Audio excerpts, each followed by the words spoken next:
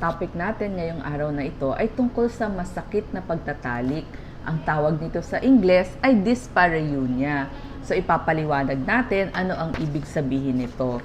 Pag sinabing dyspareunia, painful intercourse or masakit na pagtatalik. Yung tinatawag naman na vaginismus, nagkakaroon ng involuntaryong pagtigas ng muscle doon sa puwerta, kaya nagiging mas makipot yung puwerta, yung pinakadaanan.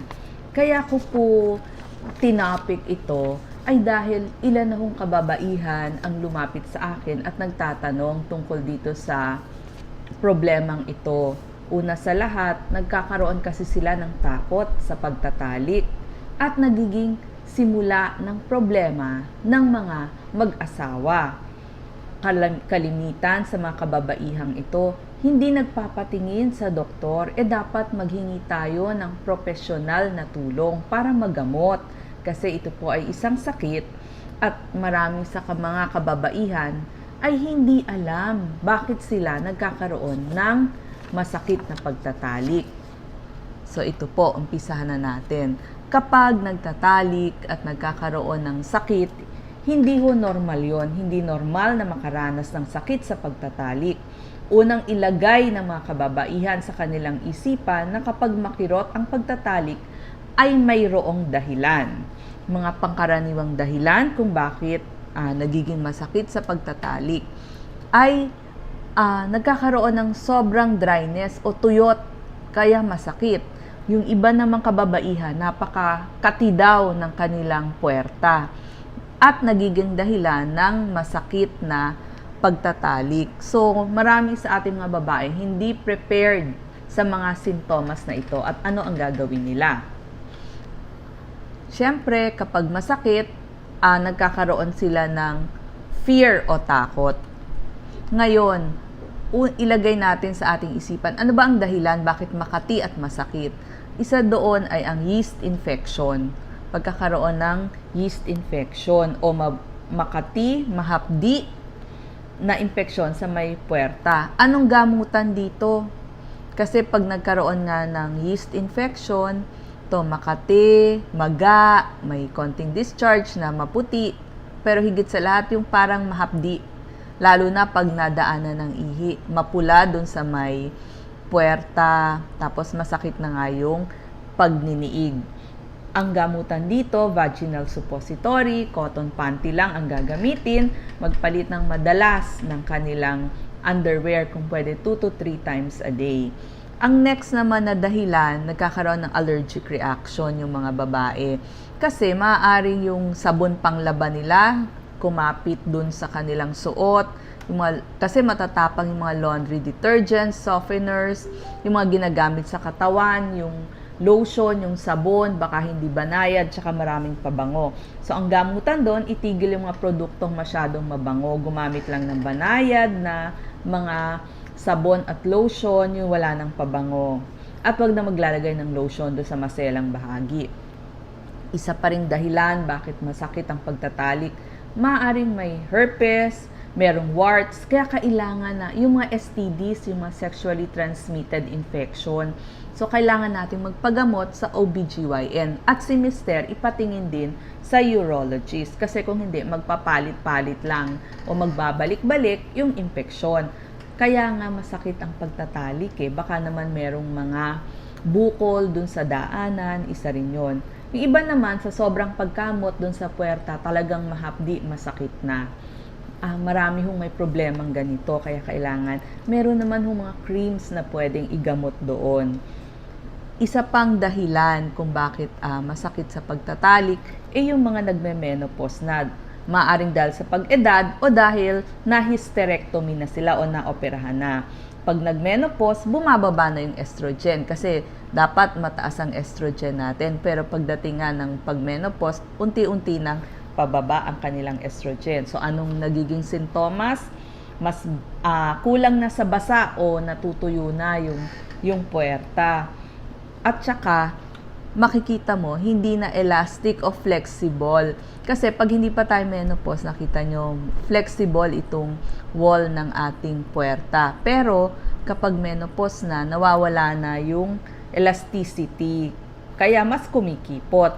Ano yung mga pwedeng gamutan dito? Gumamit ng mga water-based lubricants tulad ng mga KY jelly. Nabibili ho yan sa inyong botika. Itanong lang ho sa doktor. Marami hong iba't ibang klase sa ating mga botika.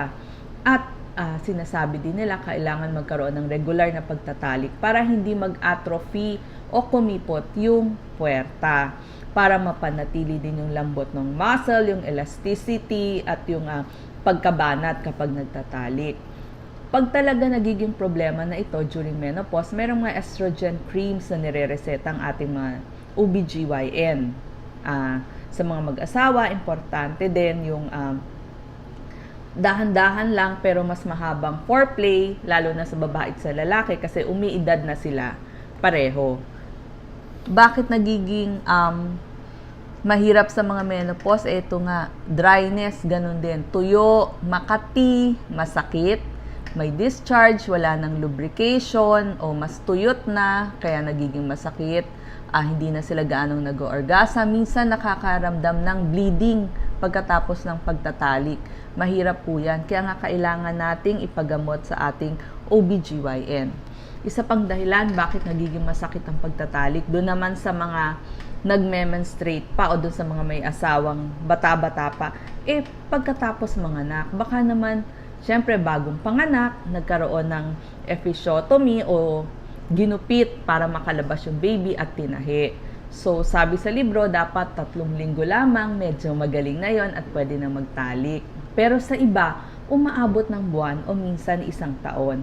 Pero kapag cesarean section, 3 weeks lang kasi wala namang naging sugat doon sa puwerta, pwede na ulit magtalik. So, tignan nyo rin yung point na yon, Tapos, dun sa mga nag-breastfeeding, mas mababa kasi ang estrogen level kapag nagpapasuso tayo sa ating bata, sa ating mga babies. So, pag kulang yung estrogen, mas hindi lubricated o mas dry nga dun sa puwerta, kaya masakit din.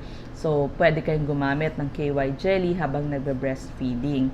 Isa pa ring problema, ba't masakit ang pagtatalik, yung mga babaeng nagkaroon ng pelvic inflammatory disease o infeksyon sa bahay bata, sa fallopian tubes at sa ovaryo dahil sa bacteria. So, dapat pag normal, kita nyo walang infeksyon. Pero itong nagka-PID, merong mga nana. Kaya masakit. Masakit ang puso, nagkakaroon ng pagdurugo. So, masakit din kapag nagtalik. Yung iba, ibang dahilan, constipated din kasi hindi nga lumalabas yung dumi nila, so naiipon dun sa may puson. May mga iba ding dahilan, yung mga psychological causes, kapag syempre may depression, may anxiety, nagkakaroon ng mga fear or phobia sa kanilang relasyon. Kasama na dito yung stress o pagod, both sa babae at sa lalaki. Kasi pag stress, pagod, nagkakaroon ng pagtigas ng muscle dun sa puwerta, mas hindi makakonsentrate, magulo isipan, iba pa ring dahilan, maaring may sakit. Pag inaalala nyo yung back pain nyo, pag may arthritis kayo, may diabetes, may cancer, so nakakagulo yan sa isipan. So, kapag may mga psychological na dahilan, humingi tayo ng tulong sa mga psychologists. Kailangan natin ng psychosocial therapy kasi kailangan i-educate natin yung ating mga kababaihan tungkol doon sa problema. Tapos, tuturuan kayo ng mga techniques, ano ang pwedeng maging solusyon sa inyong problema at ano ang gagawin. Tapos po, dahil nga, yan, kailangan natin magkonsulta. Ano ba yung gamutan in general dito sa problemang dyspareunia o masakit na pagtatalik? Magpagamot po tayo sa ating OBGYN para mahanap ano ba yung sakit. Tapos, pwede rin tayong, kasi papaliwanag sa inyo, bakit ba very dry? Yung kasi ang umpisang problema talaga, dry dun sa puwerta, kaya nagkakaroon ng masakit na pagtatalik. Kasi nga, nagkakaroon ng difficulty na ma-arouse na siya, wala ng sex drive, pero higit sa lahat, makati at mahapdi dun sa puwerta. May cycle yon. Siyempre, pag nararamdaman mo na masakit, titigas yung mga muscle, hindi na magre-relax, magiging masakit yung pagniniig, tapos lalo niyang ititigas yung mga muscle dun sa paligid ng puwerta, kaya nagkakaroon ng pain, so mawawala na yung interest. So cycle yan na kailangan gamutin. Kaya kailangan natin yung ating OBGYN, kailangan natin yung ating psychologist, at higit sa lahat, kailangan mong gumamit ng KY jelly o mga water-based lubricants na nasa botika natin. Kailangan relax pareho, mag-usap, may communication, kaya kailangan natin yung sex therapy mula sa ating psychologist. Pwede rin mag-warm bath muna, umihi muna bago magtalik para relax. At kung talagang naging masakit, pwede pong lagyan ng ice pack dun sa puwerta pagkatapos. So sana po na-enlighten yung ating mga kababaihan. Salamat po.